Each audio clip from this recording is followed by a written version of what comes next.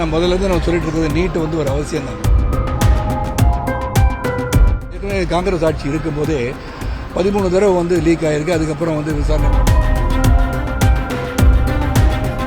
இது போன்ற செயல்கள் இந்த நாட்டை சீர்குலைப்பதற்கான செய்யப்படுகிற சதி என்று தான் நான் நினைக்கிறேன்.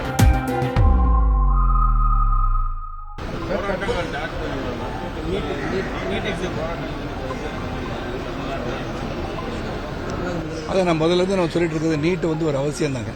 ஒரு காவல்துறையில் சேரணும்னா கூட அதுக்கு தகுதி இருக்கிறா இல்லையான்னு வந்து கண்டுபிடிக்கிறதுக்காக வந்து பயிற்சி போகிறாங்க. அதுக்கப்புறம் அவங்களுக்கு வந்து தகுதி இருக்கா இல்லையான்னு சோதனைலாம் பண்ணுறாங்க. அப்போ நீட் வந்து ஒரு 2 விதத்தில் வந்து யூஸ்ஃபுல்லாக இருக்குது. கேப்டன்ஷியை வந்து நீங்கள் வந்து அவாய்ட் பண்ணுறீங்க, எழுதினாலும் நேரட்டாக வந்து கல்லூரியில் வந்து சேர்றதுக்கான வாய்ப்பு உருவாகுது.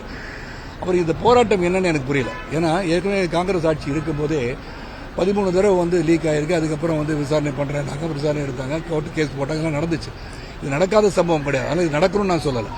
ஆனால் மேலே வந்து லீக் ஆன பிறகு அது உடனே 13 பேர் கைது பண்ணியிருக்காங்க. ஜூனில் வந்து எக்ஸாம் நடந்திருக்கு. அதாவது 2013 ஆரம்பித்த நீட்டு வந்து ஆரம்பத்து கட்டத்தில் வந்து 6,87,000 ஏதோ வந்து பேர் எழுதுனது. இன்றைக்கி வந்து 22 லட்சம், ஆல்மோஸ்ட் 23 லட்சம் பேர் எழுதுறாங்க. ஆனால் இருப்ப சீட்டு இருக்கிறதே 1.5 லட்சம் தான். அப்படி இருக்கும்போது பெரிய கடுமையான போட்டி, ஒரு பரீட்சை எழுதுறாங்க. அந்த பரீட்சை இருக்கக்கூடாதுன்னு சொல்றது எந்த விதத்தில் நியாயம் இல்லைன்னு என்னுடைய கருத்து.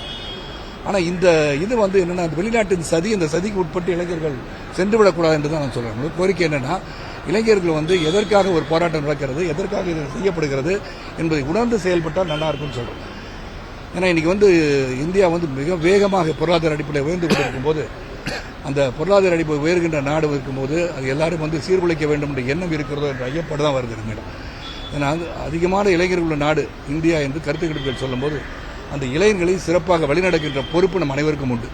ஆக இந்தியா வந்து சிறப்பாக ஒரு வல்லரசாக உருவாகி கொண்டிருப்பது, பொருளாதார ரீதியில் உயர்ந்து கொண்டிருப்பது, உலக அளவிலே பார்க்கக்கூடிய அளவிலே பாரத பிரதமர் மோடிஜி அவர்கள் இந்த நாட்டை வழிநடத்தி கொண்டிருக்கும் போது, இது போன்ற செயல்கள் இந்த நாட்டை சீர்குலைப்பதற்கான செய்யப்படுகிற சதி என்று தான் நான் நினைக்கிறேன். மட்டுமா யார் வாய் திறக்கல? அது நீங்க அவரை தானே கேட்கிறேன்.